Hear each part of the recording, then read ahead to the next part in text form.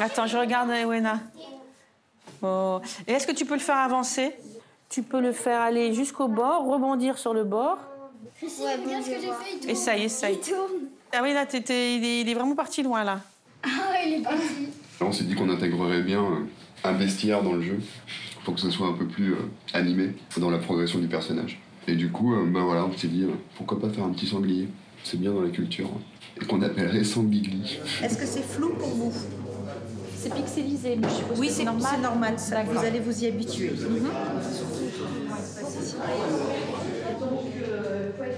Et Ça va bien, madame? Oui. Vous êtes pris à quoi? un chariot. Un chariot.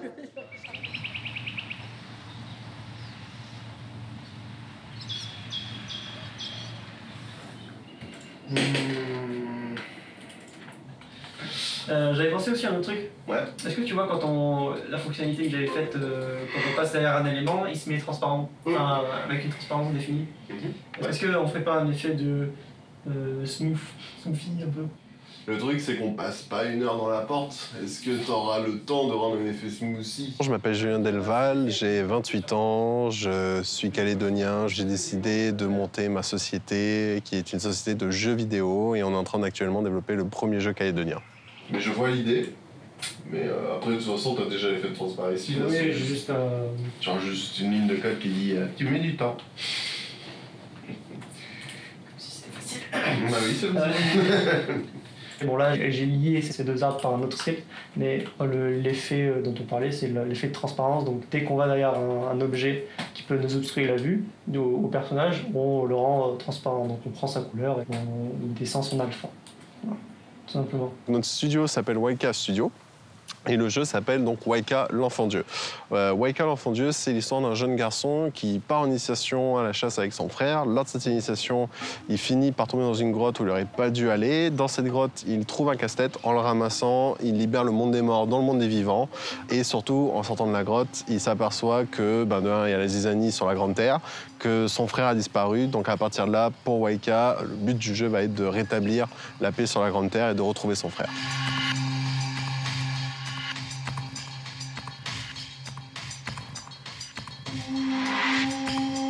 Quand je suis revenu il y a 1 an, en 2018, en Nouvelle-Calédonie, j'avais cette volonté de vouloir monter un jeu vidéo, mais je ne peux pas le faire seul. Je n'ai pas toutes les compétences qui me permettent de le faire. Donc je me suis rapproché des amis avec qui j'avais fait mes études, Thibaut Gauthier et Nicolas Mornard. Donc Thibaut Gauthier qui est game designer et Nicolas Mornard qui est le programmateur sur le projet ont dit oui pour me rejoindre. Et à partir de là, on a commencé des sessions de brainstorming pour justement commencer à poser les bases de ce que pourrait être le jeu. Et après à peu près 6 mois, 7 mois de développement, de recherche, on a décidé de partir sur Waika l'Enfant Dieu. On a aussi Romain Flamand, qui est dessinateur local et qui avait participé notamment à un dessin animé qui s'appelait D'après vous, où c'était un petit cagou qui apprenait en 2-3 minutes à chaque fois à essayer de s'envoler avec une petite question éducative. Donc on avait vu ses dessins, il nous a fait des dessins pour justement le projet de Waika et on a été conquis par son style et depuis on travaille avec lui sur le projet. En fait, une props, c'est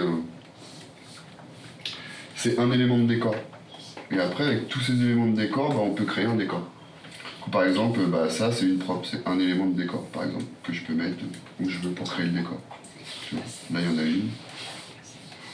Et en fait, tout peut se monter et se combiner, c'est un peu le but. Par exemple, pareil, les lianes. Les lianes, je peux l'enlever. Donc là, il y a mon gros porté derrière qu'il faudrait que j'enlève. Voilà, je peux tout bouger. Et faire le décor souhaité par le level designer. En fait, c'est plutôt le level designer qui crée le décor avec les props que j'ai créés. Voilà. Et là, l'idée, c'est de faire une petite animation, une petite vidéo pour le Kickstarter, pour montrer comment sera le jeu fini. Et du coup, avec des effets d'atmosphère, etc., ce qu'on n'a pas encore intégré à l'heure d'aujourd'hui dans le jeu. Sachant que l'idée, c'est qu'on ait l'impression d'avancer dans un décor qui se répète le moins possible, même si la fougère, elle est là, elle est là, elle est là, elle est là. C'est peut-être une volonté un peu égoïste de ma part, mais avec ce jeu, avec le fait qu'on utilise justement les légendes et les contes, on j'avais cette envie de promouvoir la culture calédonienne et de laisser ma marque en Calédonie. Alors pas comme des grands noms, mais d'aider, de participer. Il y a beaucoup de manières de le faire et moi j'avais envie de le faire par le jeu vidéo, d'où le fait qu'on a monté Waika Studio ainsi que Waika l'Enfant Dieu. Alors là on va à l'université, on va aller voir l'équipe de communication, voir où est-ce qu'ils en sont de l'avancée sur le site du Kickstarter. On avait 3 stagiaires qui voulaient faire de la communication. Ils nous ont aidés à monter le site web et le Wawa Crowdfunding qui est en cours actuellement. Et on veut aussi lancer un Kickstarter et un Ulule pour vraiment dire au monde entier, aussi bien en Amérique que dans l'Océanie qu'en Europe, que voilà, un jeu est en train de se développer en Calédonie. Et là, si on veut tenir les délais qu'on s'était fixés auprès des gens, il faut de l'argent, malheureusement. Hein, c'est l'argent qui dirige le monde. À 14h, on voit Phil Griffo, qui est le président de Awaseb, qui est une autre boîte de jeux vidéo. Alors eux, c'est des Calédoniens, mais ils sont installés en France pour développer leurs jeux vidéo. Et en même temps, c'est compréhensible, il y a quand même plus de facilité à développer un jeu en France, de par les corps de métier, qui sont quand même plus accessibles. Il y a moins de gens à convaincre que c'est un projet viable, le jeu vidéo.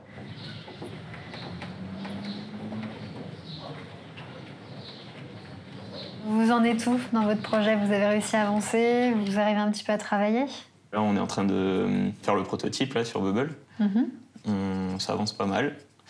Et en parallèle, là, on est allé voir la CCI pour avoir toutes les informations pour la création de l'entreprise. Et voilà, ça avance. Ok. Et du coup, alors, vous allez partir sur une patente? Ouais, dans un premier temps, la patente, pour pouvoir démarrer, récupérer le prix du concours. Et dès qu'on a les financements, on va pouvoir faire établir les statuts juridiques pour la SAS. Alors, je suis Juliette Violet-Alonso et donc je travaille au sein de l'université pour développer Pépite NC en tant que consultante via Calédinov. D'accord. Et donc, avec le prix d'1,2 million, vous comptez faire quoi? Enfin, quelles vont être vos premières actions? Parce qu'en fait, il y a peut-être des choses que vous avez besoin d'acheter pour le lancement de votre site, en fait, ou ça va, pour le moment, vous n'avez pas trop de dépenses? Pour l'instant, là, déjà, on a le financement de la plateforme en ligne. Pépite, c'est le pôle étudiant pour l'innovation, le transfert et l'entrepreneuriat. L'idée, c'est d'aider les étudiants à monter leur projet entrepreneurial ou d'innovation au sein de l'université. On va aussi avoir les frais de juriste, d'avocat pour...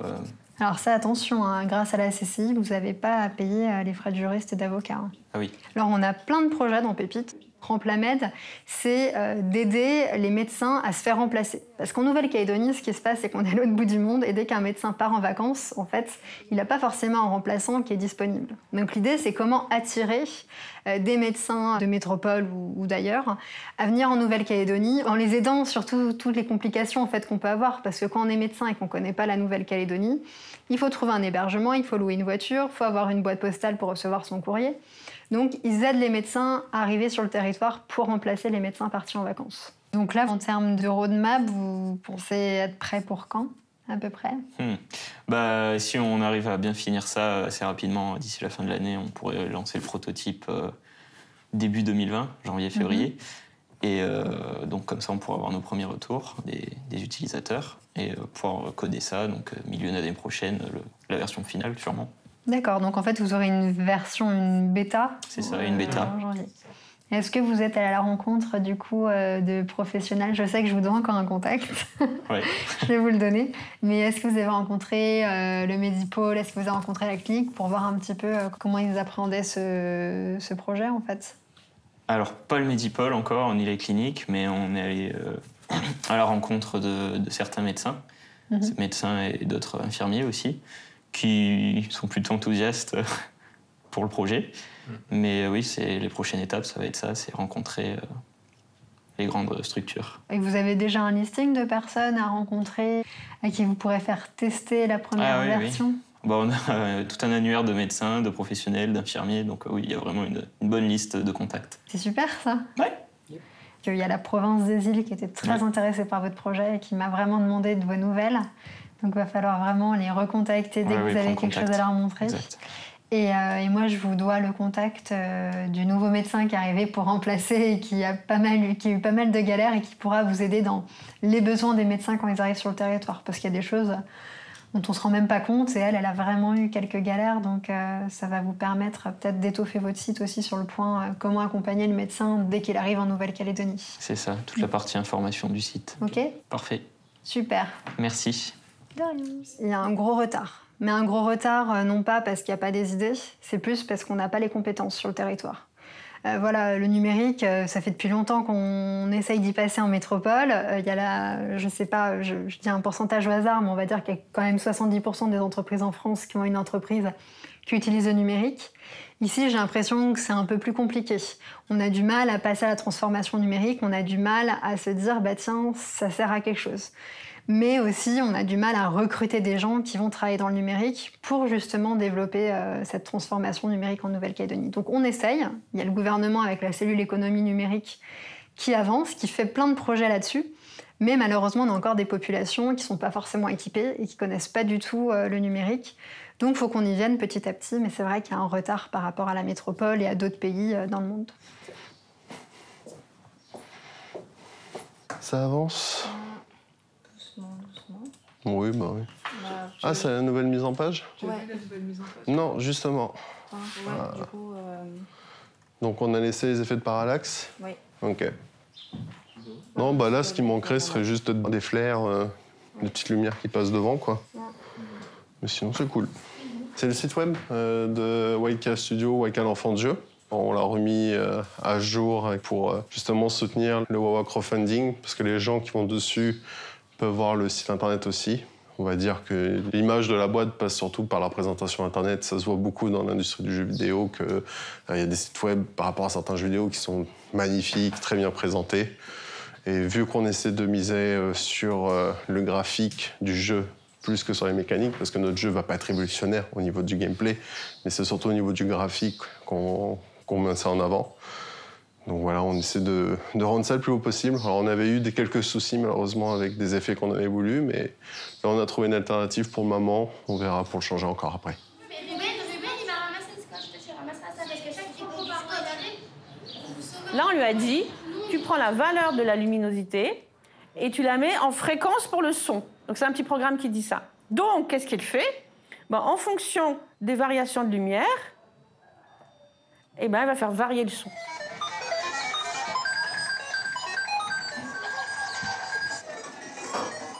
Je m'appelle Christine Bourrelli, je suis bénévole pour l'association Symbiose et je m'occupe du club de robotique.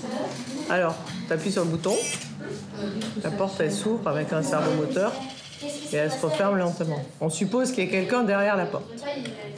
On appuie sur le bouton, voilà, ça s'ouvre pas. Je vois le 0, je vois pas le. Et là, ça s'ouvre. Donc là, juste un capteur ici pour détecter en fait la présence de quelqu'un. Alors que par exemple, si tu le mets là. Ou alors on peut faire, si tu veux. Si tu le mets là, et ben, ça va pas. Ah bah non, voilà. Ou alors on peut faire l'inverse, c'est-à-dire que si tu as quelqu'un qui arrive, on peut mettre à ce moment-là, tu vois, le capteur dans l'autre sens et faire le programme. Il y a quelqu'un qui arrive, la porte elle s'ouvre automatiquement. Alors, ce club de robotique, il s'adresse à des enfants à partir de 9 ans, 9-12 ans. Et on les initie, on voit de la programmation, on les amène à construire des premiers petits robots. Ce qui est très sympa à faire avec les enfants, c'est de leur faire comprendre comment fonctionnent les objets de tous les jours, en les faisant réfléchir à quelle logique il faut mettre en place pour que l'objet fasse exactement ce qu'on veut. Et donc, avec ces enfants-là, qui partent finalement avec très peu de connaissances, on est obligé d'aborder un peu de notions d'électricité, de mécanique, de programmation, et leur montrer comment on arrive à lier les choses ensemble. Et c'est ça qui fait que les projets sont intéressants et les enfants sont assez émerveillés de décider des actions qui vont faire donner à un objet qu'ils ont construit eux-mêmes. Mais lui, une chauve-souris avec des bulles, où tu le fais parler avec la synthèse vocale.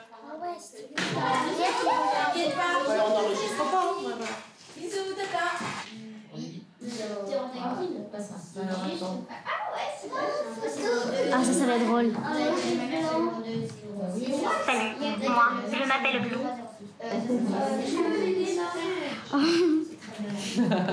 Miaou, miaou, miaou, miaou,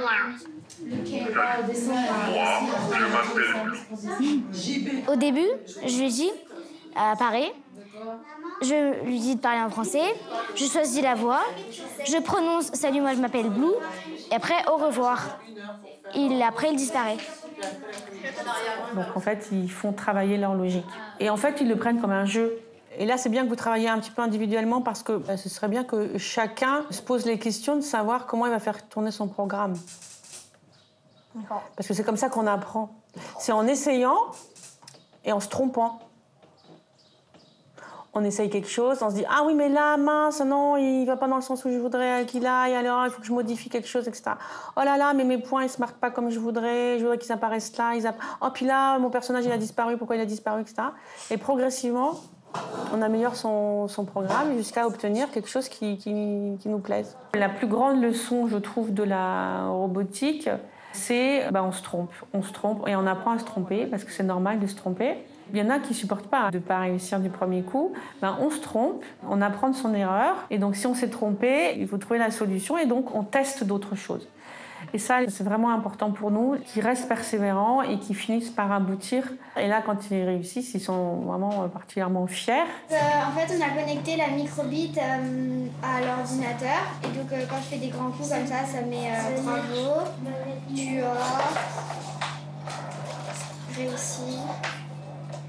Ta baguette est vraiment magique. Et après, en fait, c'est un capteur de mouvement qui est connecté à l'ordinateur. Et donc, ça te dit quand est-ce que tu ouvres le livre, ça marque des trucs dessus. On est très contents parce que cette initiative qui a été prise ici, à Nouméa, dans des quartiers, on va dire, plutôt privilégiés. On a notre collègue Kevin, qui est professeur dans le Nord, à Koné, qui va monter aussi, lui, une initiative au sein de Symbiose, là-bas, un club robotique. Et donc, on est ravis de voir que les enfants du Nord vont pouvoir bricoler aussi, apprendre et construire leurs petits robots.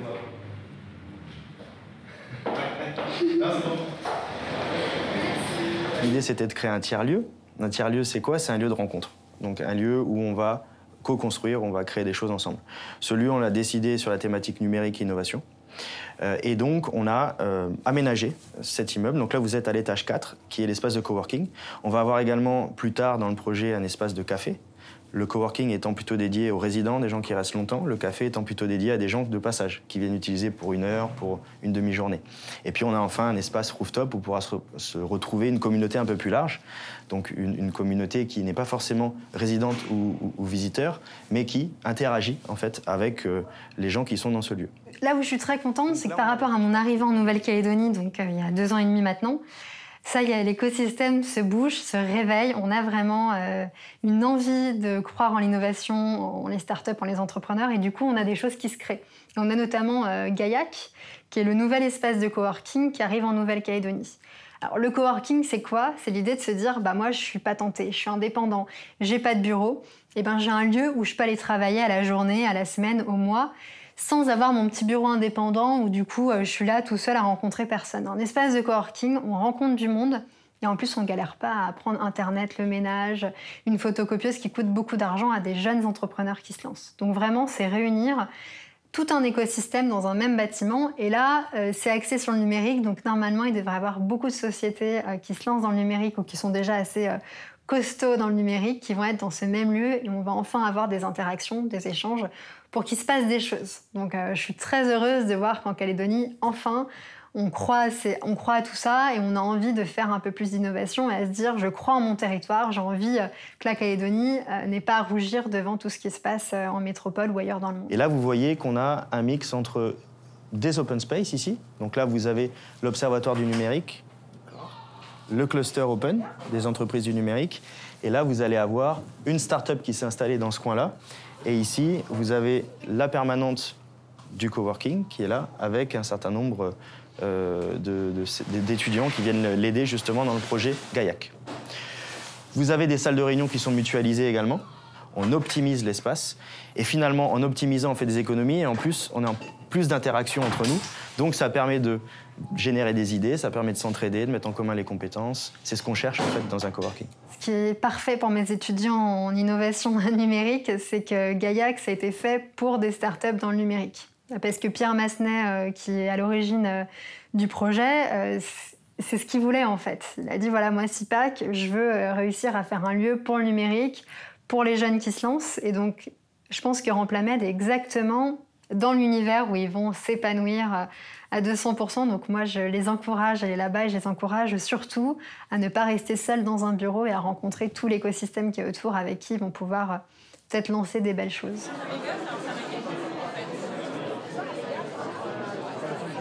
La dernière fois, on a eu un événement qui est assez commun pour le pôle Pépite, c'est d'essayer de mettre en relation des étudiants avec des professionnels.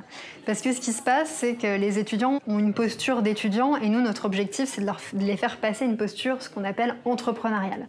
Donc, c'est-à-dire qu'on va les forcer à aller, par exemple, à un cocktail et leur dire « Maintenant, il faut que tu fasses ton réseau. Il faut que tu ailles voir la personne que tu as repérée qui potentiellement va être un client, qui potentiellement va être un investisseur et que tu essayes de lui parler. » Donc, il y a des petites techniques. C'est dire au moment où tu prends un petit bout de fromage, tu parles à côté, à la personne qui est à côté de toi en disant « Bonjour, moi je suis étudiant entrepreneur et vous, qu'est-ce que vous faites ?»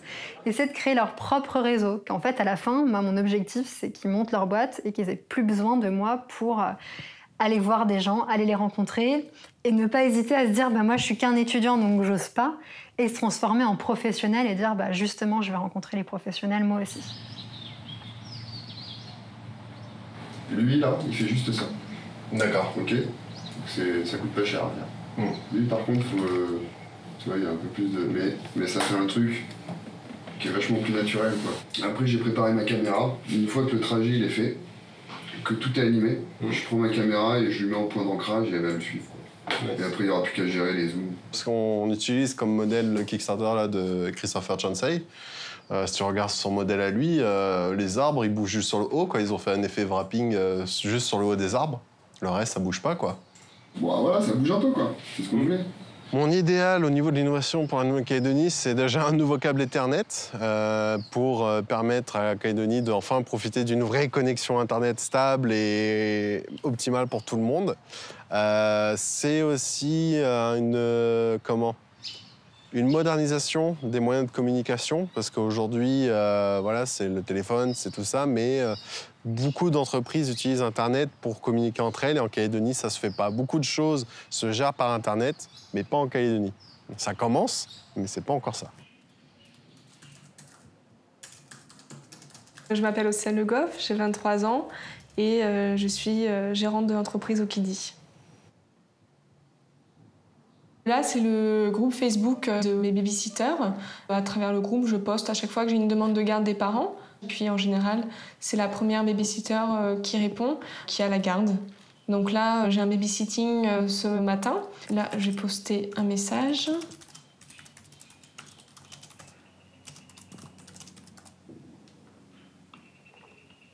Célia est disponible, donc je lui enverrai toutes les infos.